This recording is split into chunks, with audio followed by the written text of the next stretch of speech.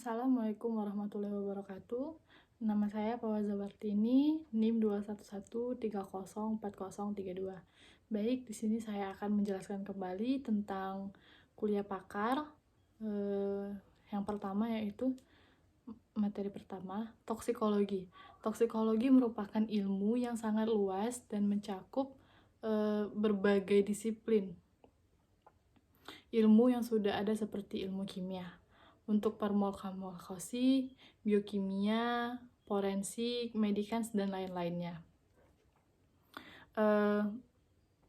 Toksikologi analitis yaitu berkaitan dengan deteksi, identifikasi, dan pengukuran obat-obatan dan senyawa asing lainnya yang disebut biasanya henotobiotik, dan metabolitnya pada spesimen biologis yang bisa terkait. Untuk metode analisis tersedia untuk berbagai senyawa yang sangat beragam, yaitu dapat berupa bahan kimia, pestisida, obat-obatan, dan penyalahgunaan obat-obatan atau drugs abuse atau beracun alami. Untuk narkoba, yaitu narkoba adalah singkatan dari narkotika dan obat atau bahan berbahaya. Untuk selain narkoba, istilah lain yang diperkenalkan khususnya dari Departemen Kesehatan Republik Indonesia adalah NAPSA. NAPSA yang merupakan singkatan dari narkotika atau psikotropika dan zat adiktif. Untuk ganja atau marijuana adalah psikotropika yang mengandung tetrahidrobikonal dan cannabidiol yang membuat pemakainya mengalami kecanduan atau euforia. Ganja biasanya dibuat menjadi rokok atau dihisap supaya efek dari zatnya itu bereaksi.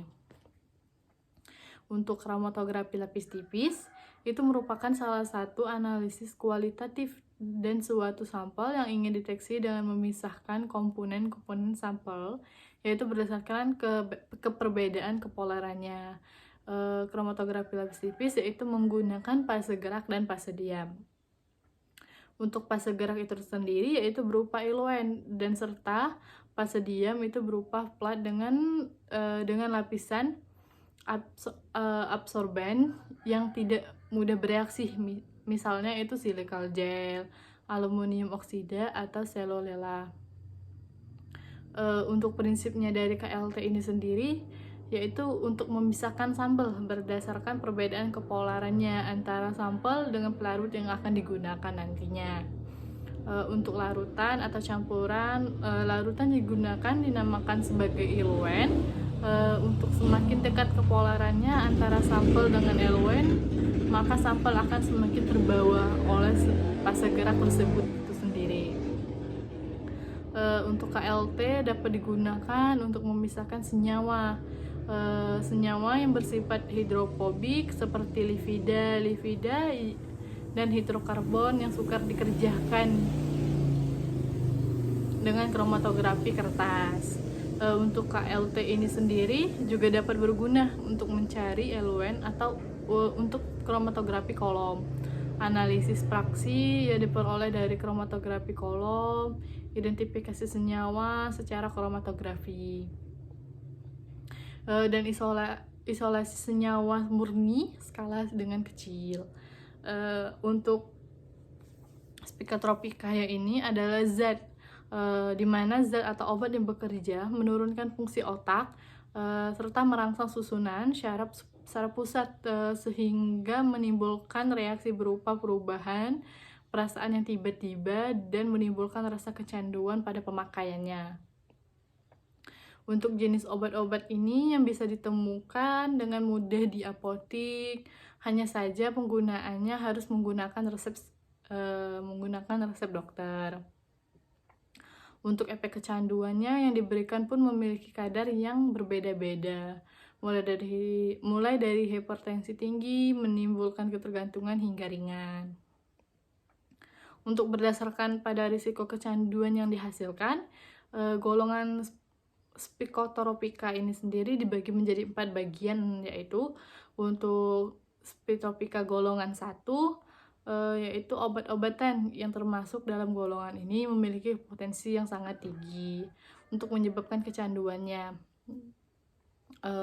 Tidak hanya itu saja, zat ini juga termasuk dalam obat-obatan terlarang yang penyalahgunaannya bisa dikenai dengan sanksi hukum. Untuk jenis obat spektrofika golongan 1 ini sendiri yaitu obat yang tidak untuk pengobatan, melainkan hanya sebagai pengetahuan saja. Contohnya dari spektrofika golongan 1 ini yaitu LSD, DOM, ekstasi, dan lain-lainnya yang secara keseluruhan jumlahnya ada 14 jenis. Untuk pemakaian zat tersebut itu merupakan efek halusinasi bagi pengguna serta perubahan perasaan secara penggunaan serta perubahan perasaan secara drastis. Untuk efek buruknya yaitu penyalahgunaannya bisa menimbulkan kecanduan yang mengarah pada kematian jika sudah mencapai levelnya parah atau tinggi. Untuk spektrofika golongan 2 yaitu memiliki risiko ketergantungan yang cukup tinggi meski tidak separah dengan golongan pertama. Untuk pemakaian obat-obatan ini sering dimanfaatkan untuk menyembuhkan berbagai macam penyakit. Untuk penggunaannya itu harus dengan menggunakan resep dokter juga agar tidak memberikan efek kecanduan. Untuk spektrofika golongan 2 ini sendiri termasuk jenis obat-obatan yang paling sering disalahgunakan oleh pemakaiannya. Misalnya adalah sabu atau hematopemin, amfemin, penetelin, dan zat lainnya yang totalnya ada 14 jenis. Sama seperti dengan spektrofika 1. Untuk spektrofika golongan 3 yaitu memberikan efek candu yang terhitung sedang. Namun penggunaannya harus sesuai dengan resep dokter juga agar tidak membahayakan kesehatan kita sendiri. Untuk pemakaiannya dengan dosis berlebihan, kerja sistem juga akan menurun secara drastis. Untuk ini juga tubuh tidak bisa terjaga juga, dan tidur terus sampai tidak bangun-bangun. Untuk penyalahgunaan obat-obatan golongan ketiga ini juga menyebabkan kematian. Contohnya dari zat golongan ketiga ini yaitu amorbarbital dan lainnya yang jumlahnya total ada 9 jenis. Untuk spektrofika golongan 4 yaitu memiliki risiko kecanduan yang lebih kecil dibandingkan dengan golongan pertama dan kedua dan ketiga. Namun tetap saja jika pemakaian tidak dapat pengawasan dari dokter bisa menimbulkan efek samping berbahaya termasuk kematian. Untuk penyalahgunaan obat-obatan pada golongan 4 ini terbilang lebih cukup tinggi. Beberapa di antaranya bahkan bisa dengan mudah ditemukan dan sering dikonsumsi oleh sembarangan. Adapun contoh dari golongan 4 ini yaitu lekotan, pil koplo, sedafin atau obat penenang, hipnotika atau obat tidur, diazepam, nitrazepam, dan banyak lainnya, totalnya ada 60 jenis.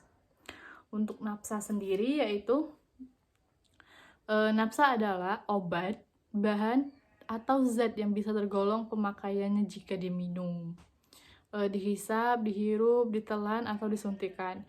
Berpengaruh terutama pada kerja otak atau susunan saraf pusat. Dan sering juga menyebabkan ketergantungan akibatnya kerja otak berupa demikian pula fungsi vital organ tubuh.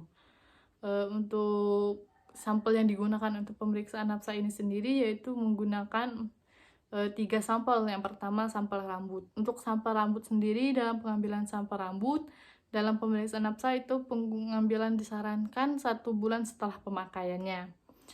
Karena umumnya rambut manusia tumbuh 0,5 sampai 0,8 cm setiap bulannya. Selain itu narkoba baru posisi DARPA pada rambut setelah 7 hari dari pemakaian. Diambil dengan cara digunting, mendekatin pangkal kepala dengan berat minimum 50 mg. Untuk sampel kedua yaitu darah. Pengambilan sampel darah dalam pemeriksaan nafsa yaitu pemisahan sel darah dan serum. Sangat diperlukan pada persiapan sebelumnya dilakukan uji penapisan pada darah. Serum pada umumnya dapat dilakukan dengan menggunakan uji penapisan menggunakan teknik immunoassay.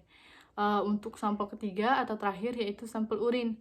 Tes toksikologi untuk mendeteksi narkoba dalam tubuh itu bisa berbeda tergantung keperluan dan metode yang dipakai, lewat tes urin atau tes darah. Mungkin itu saja yang bisa saya jelaskan atau bisa saya sampaikan. Kurang lebihnya saya mohon maaf, salah saya mohon ampun. Wabillahi taufiq hidayah. Wassalamualaikum warahmatullahi wabarakatuh.